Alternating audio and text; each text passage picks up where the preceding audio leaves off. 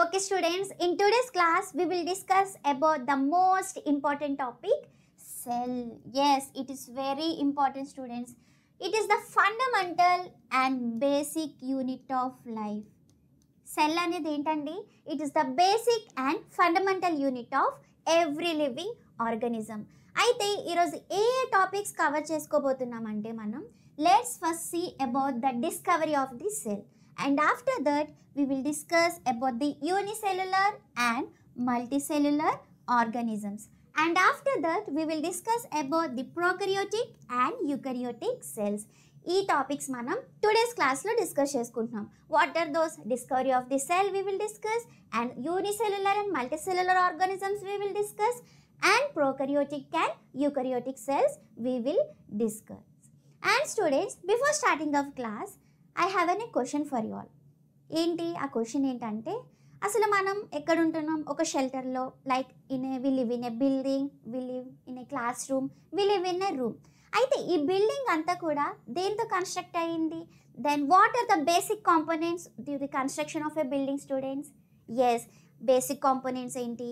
Cement basic component, and while coming to the bricks are the basic component, and water, sand, ఇవన్నీ కూడా కలిపి ఒక రూమ్ని construct చేస్తాం. కాకపోతే మెయిన్ బేసిక్ కాంపోనెంట్ ఏంటి?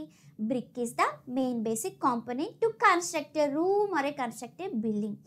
అలాగే మన హోల్ బాడీ, ఒక హోల్ ఆర్గానిజం అనేది ఫామ్ అవ్వాలన్నా లేకపోతే కన్స్ట్రక్ట్ అవ్వాలన్నా ఏంటి బేసిక్ కాంపోనెంట్ ఇక్కడ? Yes, cell is the basic component. కాబట్టి let's see about the discovery of the cell. While coming to the discovery of the cell, first discovery of the సెల్ని ఎవరు కనిపెట్టారు? ఎవరి సెల్ని కనిపెట్టారంటే scientist Robert Hooke. The named scientist was Robert Hooke in the year 1665. ఏ ఇయర్లో ఈ scientist కనుక్కున్నారండి సెల్ని? 1665లో Robert Hooke identify the dead cell, but he did not discover the living cell. ఏ సెల్ని కనుక్కున్నాడు? డెడ్ సెల్ని కనుక్కున్నాడు. Which resemble like a honeycomb like structures. అయితే ఆ సెల్ని తను డిస్కవర్ చేసినప్పుడు, అబ్జర్వ్ చేసినప్పుడు ఆ సెల్ అంటే ఎలా ఉందంట? హనీకోంబ్ స్ట్రక్చర్లా ఉందంట. అంటే small small boxes, small small rooms. అయితే ఈ సెల్ అనేది ఏ వర్డ్ అండి? It is a Latin word. Cell is a Latin word. Students, it is a very important. Cell అనేది ఏ వర్డ్ అండి? It is derived from the Latin word which means small room or little room. Small or little room అని అర్థం. కాబట్టి ఆ హనీకోంబ్ స్ట్రక్చర్స్లోని ఆ cell అనేది ఎప్పుడైతే తను అబ్జర్వ్ చేశాడో హనీకోంబ్ స్ట్రక్చర్స్లో ఆ సెల్ అంట కనిపిస్తుందంట. అందుకే దాన్ని ఎలా పోల్చాడు? Which resembles like a honeycomb like structures in cork. అయితే ఈ సెల్ ఫస్ట్ అబ్జర్వ్ చేసిన సెల్ ఎక్కడ అబ్జర్వ్ చేశాడు? Bark of the tree.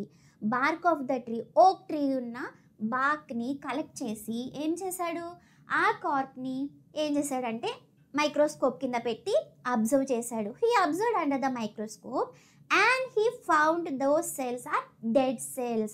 Okay students, those cells are dead cells, and he called these boxes as a cells. Yes, మనం నేర్చుకున్నాం cells అనేవి ఏంటి? Latin word. It is derived from the Latin word which means a small room or little room అని అర్థం. Published what he observed under his self-designed microscope in his book Micrographia. అయితే తను చేసిన observations అవన్నీ కూడా ఎక్కడ పబ్లిష్ చేశాడు? Yes, Micrographia అనే ఒక బుక్లోని తను పబ్లిష్ చేశాడు. ఎవరు పబ్లిష్ చేశారు? Robert hook scientist. Robert hook scientist ఏం చేశాడంటే తను అబ్జర్వ్ చేసిన observations regarding to the cell, dead cell, collecting the bark from the oak tree, and he observed a little small rooms like honeycomb structures under the microscope. While coming to the next scientist, Antony van Leeuwenhoek is the another scientist. He also discovered the living cells. Itane mana first scientist who discovered the living cells. While coming to Robert Hooke, what he discovered? Tanu చనిపోయిన సెల్స్ని అంటే dead సెల్స్ని observe చేశాడు microscope కింద. కాకపోతే living cells అనేవి first scientist ఎవరండి discover చేశారు? Antoine van Leeuwenhoek. In which year? In 1674. Yes, in 1674 he discovered the living cells in a pond water. ఎక్కడ అబ్జర్వ్ చేశాడు? మన రోబర్ట్ హుక్ ఏమో ఓక్ ట్రీ యొక్క బాక్ని కలెక్ట్ చేసుకొని వచ్చి సెల్ని అబ్జర్వ్ చేస్తే ఆంటోయిన్ లియోవెన్హూక్ ఏం అబ్జర్వ్ చేశారు? పాండ్ వాటర్ని కలెక్ట్ చేసి ఆ పాండ్ వాటర్లో ఉన్న సెల్స్ని తన మైక్రోస్కోప్తో అబ్జర్వ్ చేసి ఏ సెల్స్ని డిస్కవర్ చేశారు? లివింగ్ సెల్స్ని డిస్కవర్ చేశారు. అయితే ఆ సెల్స్ని లియోవెన్హూక్ ఏమని అప్పుడు పిలిచేవాళ్ళంట? యానిమల్క్యూల్స్ అని పిలిచేవారు. యానిమల్క్యూల్స్ అని వాటికి నేమ్ పెట్టారు. While coming to the beginning of the cell theory చూసుకుంటే in 1855 a German medical doctor, ఎవరండి? 1855లో German medical doctor called Rudolf Virchow. He is the most famous scientist. Observed under the microscope that cells are dividing. ఏం observe చేశారండి? Cells అంట divide అవుతున్నాయంట. ఒక cell ఏం చేశారు? Robert hook ఏమో dead సెల్ని observe చేశారు. While coming to the scientist Antoine Leeuwenhoek, he observed ఏం observe చేశారు?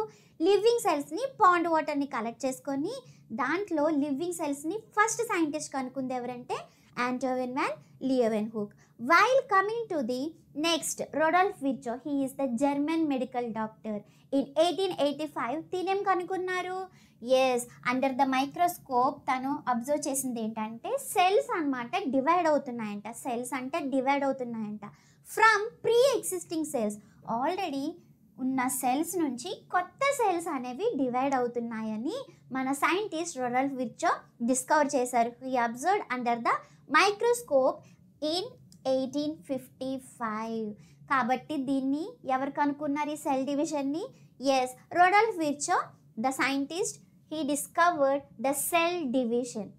Now we will discuss about the next topic, unicellular organisms. అయితే పేరులోనే మనకి తెలిసిపోతుంది యూని అంటే ఏంటి?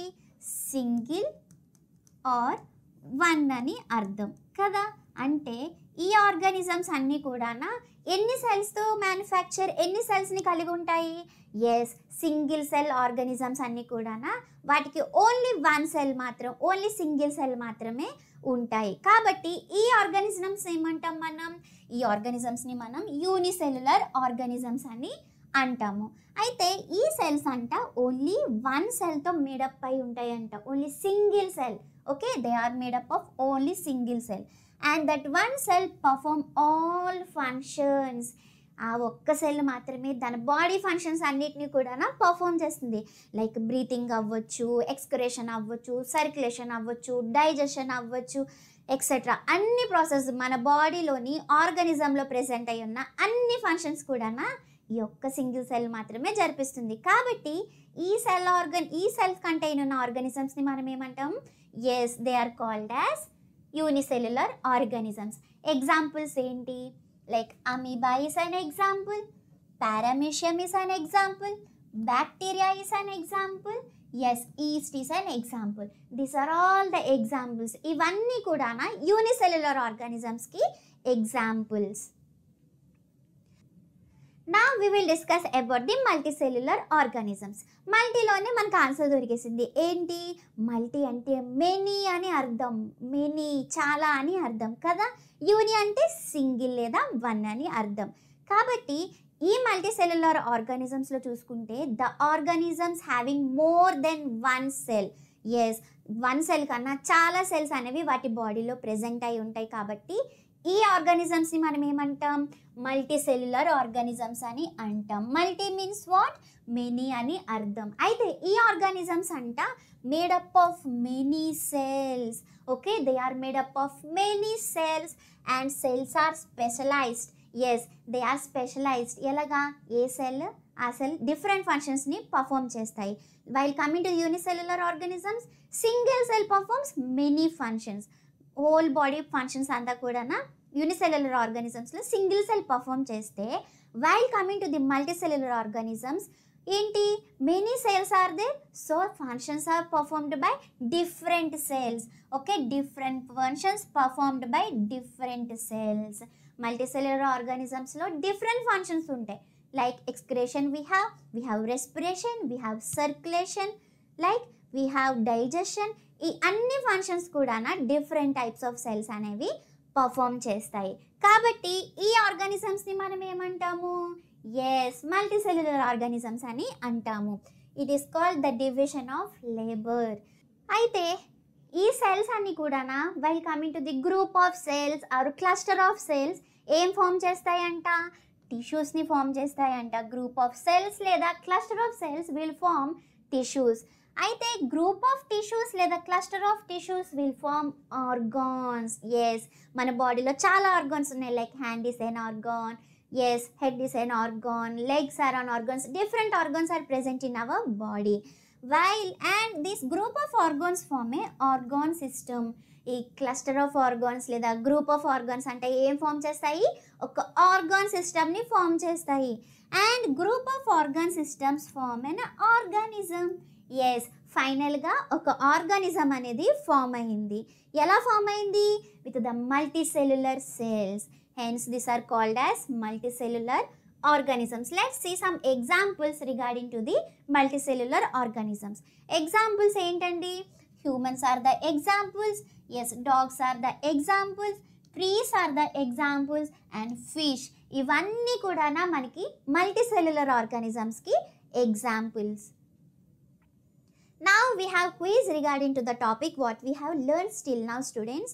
అయితే క్విజ్ ఏంటంటే first one, the basic structural and functional unit of life is ఏంటి? చాలా ఈజీ క్వశ్చన్. మనకి basic and structural and fundamental unit of life ఏంటండి? Cell. It is the basic and yes, basic structural and functional and fundamental unit of life ఏంటంటే cell. In unicellular organisms the single cell can yes ఏం చేస్తాయి? Option A, perform all functions for life. Option B, only reproduce. Option C, only digestion. Option D, only excreta waste. ఏం చేస్తాయి? Unicellular ఆర్గానిజమ్స్లో single cell అనేది all body ఫంక్షన్స్ని తనే చూసుకుంటుంది. So it performs all functions for life. So option A is the correct one. Which of the following is a unicellular organism? మనం example చూసుకున్నాం. Like paramecium, amoeba, ఇవన్నీ కూడా unicellular ఆర్గానిజమ్స్కి examples. So amoeba is an correct answer for this question. In multicellular organisms, cells organize into, మనం ఇప్పుడే నేర్చుకున్నాం multicellular organisms అనేవి ఎలా ఫామ్ అవుతున్నాయి? Cells group of cells form into tissues, group of tissues forms into organs, group of organs form into organ system, and group of organ system form a organism. So the correct answer is option B. Tissues, organs, organ system, organism. Which statement is not a part of cell theory? అయితే options ఒకసారి చూసుకుందాం. All living beings are made up of cells. Option A. Yes, అన్ని living organisms కూడా సెల్తో made up అయి ఉంటాయి. So it's the correct one. All cells arise from the pre existing cells. Yes, the theory we learned about the Rudolf Virchow ఏం కనిపెట్టారు? All cells derive from the pre existing cells అని ఆయన మనకు ఒక statement ఇచ్చారు. So the B is the correct one. Cells are the basic unit of life. అవును, మనకి cells అనేవి ఏంటి? Basic unit of life, fundamental unit of life and functional unit of life అని కూడా మనం నేర్చుకున్నాం. సో ఆప్షన్ సి కూడా కరెక్టే. All cells have cell walls. కాదు, ఇది తప్పు. So it is not a part of the cell theory. అన్ని సెల్స్కి సెల్ వాల్ ఉండదు. Okay, there is a differences between plant cell and there is a differences between animal cell. కాబట్టి cell wall అనేది అన్ని సెల్స్కి ఉండదు. So it is not the part of the cell theory. Now we will discuss about the prokaryotic and eukaryotic cells. Now we will discuss about the prokaryotic cells. Yes, prokaryotic means what?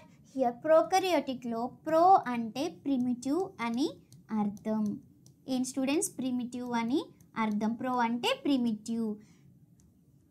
These are the cells having primitive type of nucleus without nuclear membrane. Okay students, prokaryotic organisms లేదా prokaryotic cells కంట well defined nucleus అనేది లేదు. Okay, well defined, they don't have a well defined nucleus.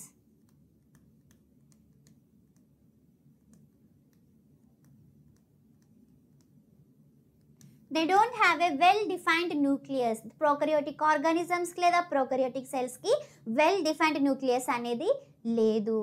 And organisms with primitive nucleus are known as prokaryotes. ఏ organisms అయితే primitive nucleus like ఏంటి well defined nucleus అనేది ఉండదో ఆ ఆర్గానిజమ్స్ని మనం ఏమంటున్నాం ప్రోకరియోట్స్ అని అంటున్నాం.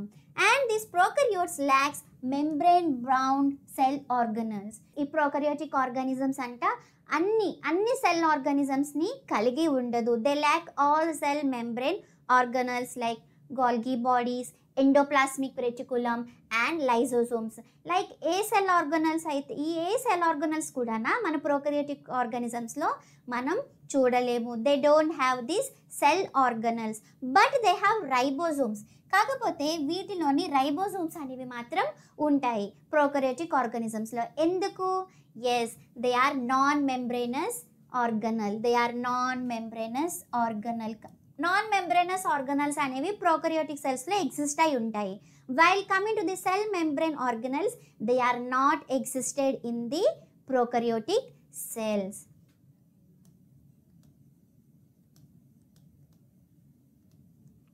ఎగ్జాంపుల్స్ ఏంటి?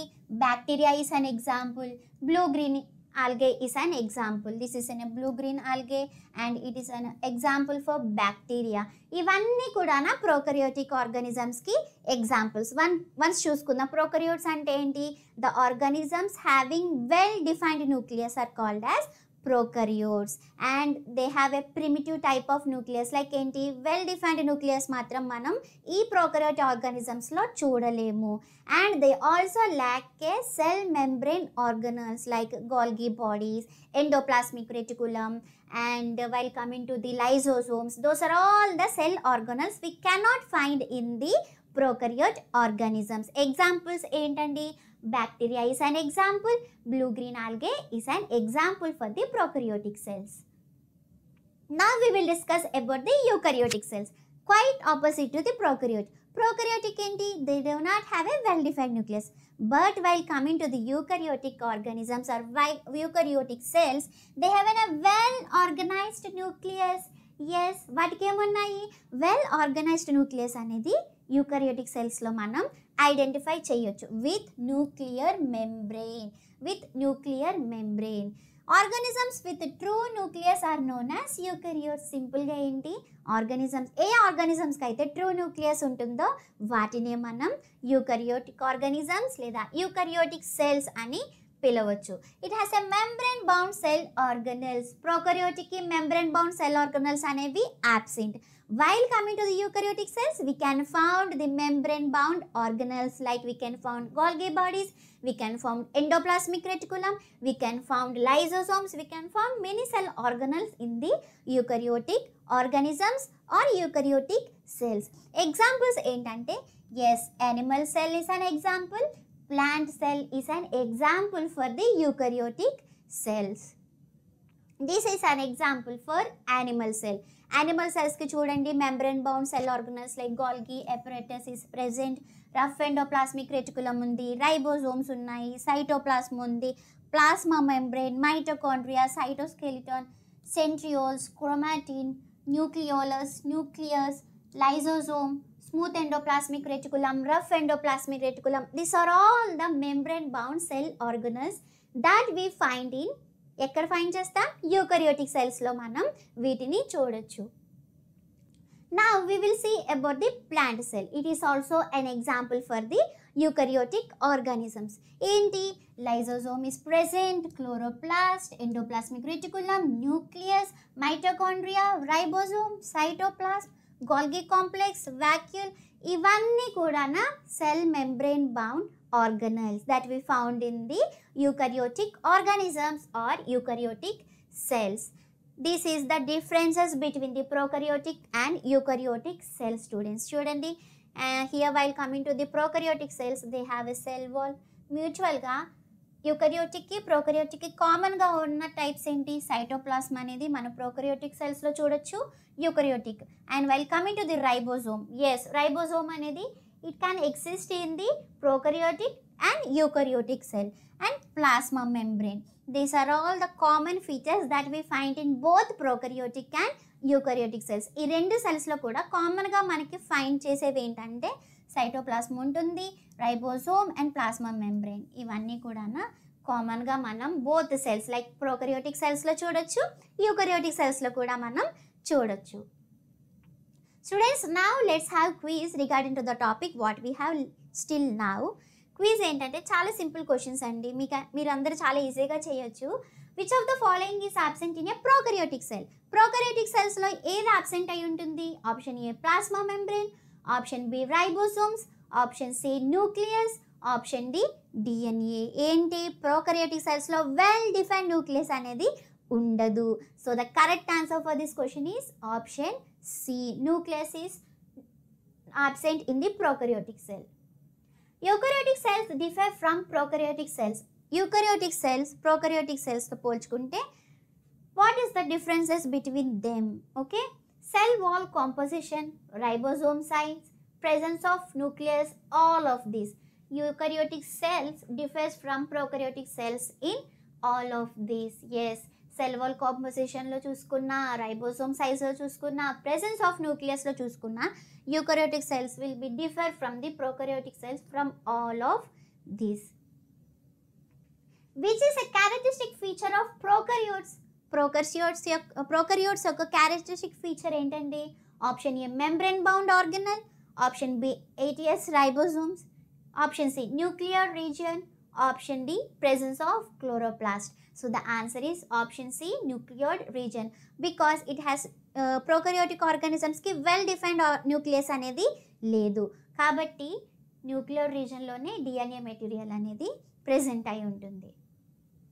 Which of the following structures is found in both prokaryotic and eukaryotic cells? Option A nucleus, option B endoplasmic reticulum, option C ribosomes, option D mitochondria. Ribosome is the common feature or common structure that found in both eukaryotic organisms loni, prokaryotic organisms loni. Enduku ribosomes anedi that existed in both cells because it is not in a non-membrane cell organelle. Which of the following organisms contains prokaryotic cells? Which of the organisms contain prokaryotic cells? Yes, option A, mycoplasma is the correct answer for this question. And we came to the end of our class, students. While coming to this summary, మనం ఈ క్లాస్లో ఏమేమి నేర్చుకున్నాము? Cell theory కోసం నేర్చుకున్నాము. Cell ఎవరు discover చేశారు? Robert Hooke discover చేశారు. But he identify the dead cell. And the living సెల్ని ఫస్ట్ ఎవరు అబ్జర్వ్ చేశారు? యాంటోనీ వాన్ లియోవెన్హూక్ అనేది the first scientist who observe the living cell collected from the pond water. And తర్వాత Rudolf Virchow is a German medical doctor who observe చేశారు? Cell division అనేది ఆయనే observe చేశారు. అంటే cell అనేది ఎక్కడి నుంచి వస్తుంది? ప్రీ ఎగ్జిస్టింగ్ సెల్ నుంచి వస్తుందని చెప్పేసి సెల్ థియరీని కనుక్కుంది మనకి Rudolf Virchow. And we learned about the cell smallest structural and functional unit. Yes, it is the basic unit of life అని మనం నేర్చుకున్నాము. అయితే ఈ సెల్ అనేది అన్ని ఫంక్షన్స్ని పర్ఫామ్ చేస్తుంది అని నేర్చుకున్నాము. In unicellular organisms we learned about the multicellular organisms, and we learned about the examples and differences that happen in both unicellular and multicellular organisms అని నేర్చుకున్నాము. అయితే cells, tissues, organ system forms a organism అని కూడా నేర్చుకున్నాము. Okay students, I hope you are all enjoyed the classes. ఇంకా చాలా classes వినాలి, ఈ రిలేటెడ్ టాపిక్స్ కోసం చూడాలి అనుకుంటే ఈ క్యూఆర్ కోడ్ని స్కాన్ చేసి ప్లేస్టోర్లో యాప్ ఉంటుంది, డౌన్లోడ్ చేసుకోండి. క్లాసెస్ కనుక నచ్చినట్లయితే లైక్ చేయండి, షేర్ చేయండి, తప్పకుండా సబ్స్క్రైబ్ చేసుకోండి. Thank you all.